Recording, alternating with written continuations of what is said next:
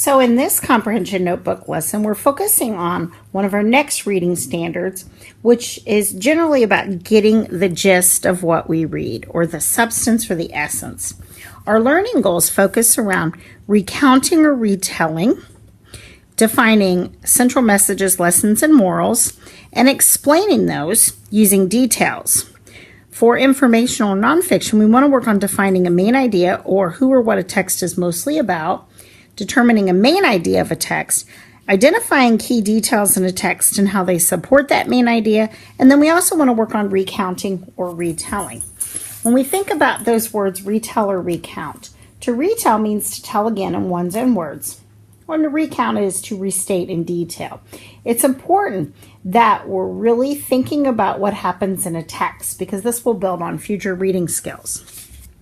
Now, one strategy that I find helps me when I recount something is I can sketch. This is an example of a recounting sketch that I did from this text after the fall.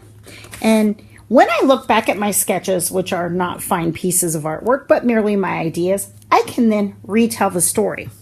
The story begins with Humpty Dumpty after he has this big accident.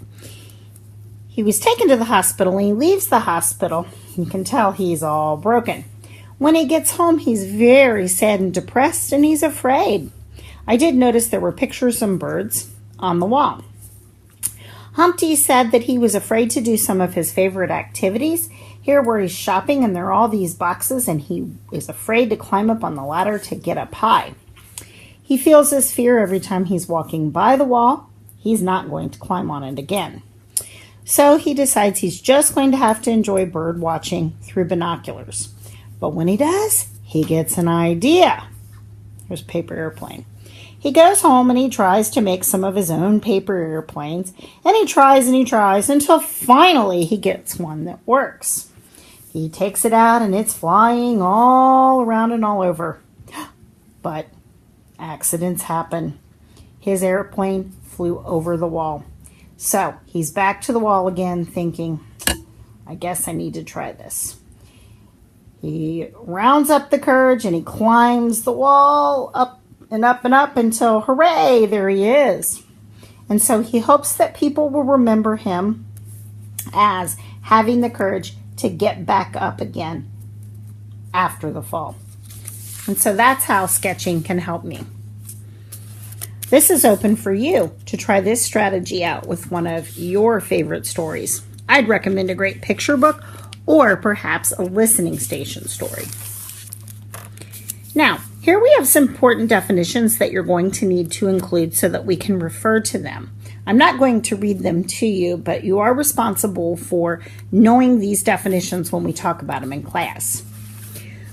When we get into talking about lessons and morals, or something that's taught and conveyed by the text, we'll get into using the ideas of adages and proverbs. They're essentially the same thing.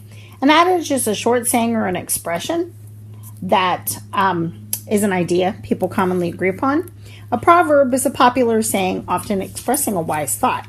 Here are some great examples that you may have heard, like, don't judge a book by its cover, two wrongs don't make a right, or birds of a feather flock together. And so these are good sayings that include lessons. Using these sayings, we can apply them to texts we read. Now, the last piece that you're going to put in your notebook is a strategy that we're going to practice in class to help you determine what information in a text is most important versus that not so necessary information. I find often that when students use highlighters, they get a little crazy and they want to turn it into a coloring page. And so one way that I'm going to help you train your brain this year to focus on just what's most important is practicing with text that we can write directly on. If I look at this piece of text and I go through and I just cross out words that are not as important or significant, then I have what's left.